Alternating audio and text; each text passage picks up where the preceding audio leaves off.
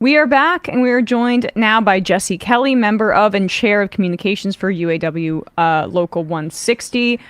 Jessie works at General Motors in Warren, Michigan, where there was just a rally for workers held by the UAW and the leader, Sean Fain. Jessie, thank you so much for coming on today. Thank you for having me. For sure. So I just mentioned Sean Fain.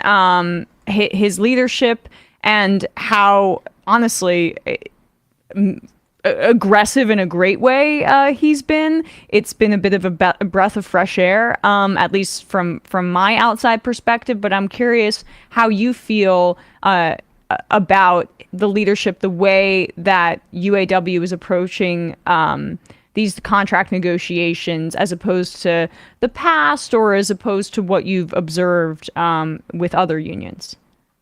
I mean, there's a stark difference. First, I want to apologize. I lost my voice because of the rally yesterday. Oh, all good. So I'm a little hoarse, but there is a huge stark difference between how this is being handled under this new administration compared to the last.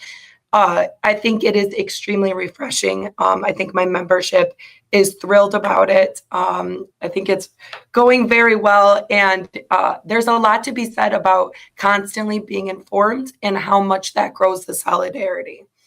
Right. And so for people that may not be up on this, September 14th is the deadline for an agreement. If you could just catch people up on where the UAW is in their negotiations with the big three, Ford, GM, and Stellantis.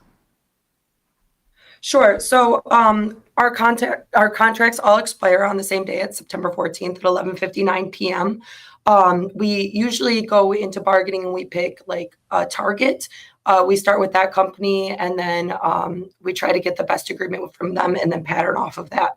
So this time is going to be a little bit different. We've decided that we are not going to pick a target. President Sean Fain has been super honest and open about the fact that if you do not have an agreement that he's satisfied with and that the membership is going to be satisfied with on September 14th at 11:59 p.m., then the membership will go on strike, because he knows and we know that we're in a place inside of history where we deserve everything that we're asking for. We've had concessionary agreements after concessionary agreements, and it's time to end that. As he put yesterday at the rally, the race for the bottom ends on September 14th at 11:59 p.m. So we're in this fight. We're in bargaining.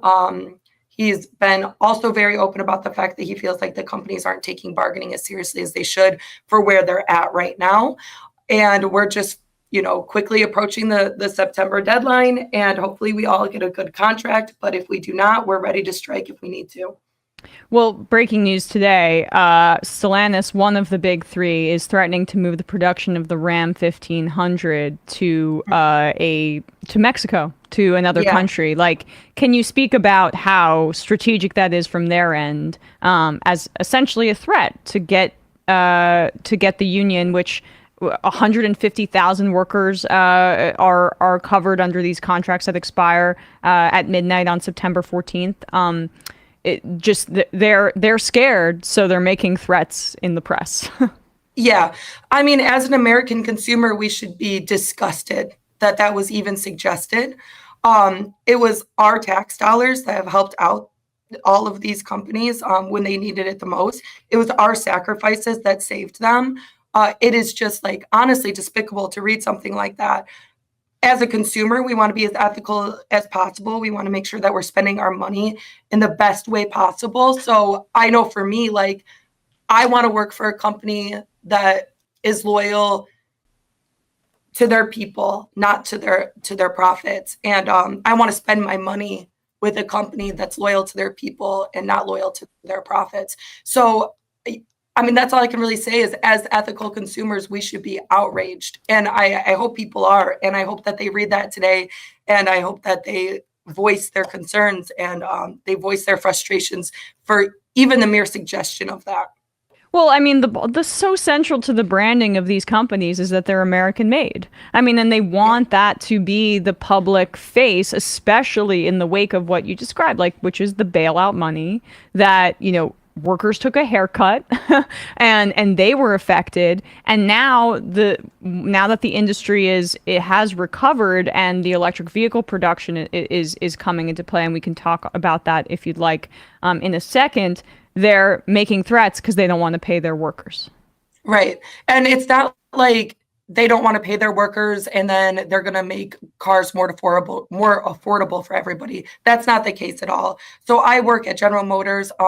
We build the Silverado here in Flint, and we also build it in Mexico. And if you, as a consumer, go to the lot right now and you buy a Silverado, those are the same exact prices.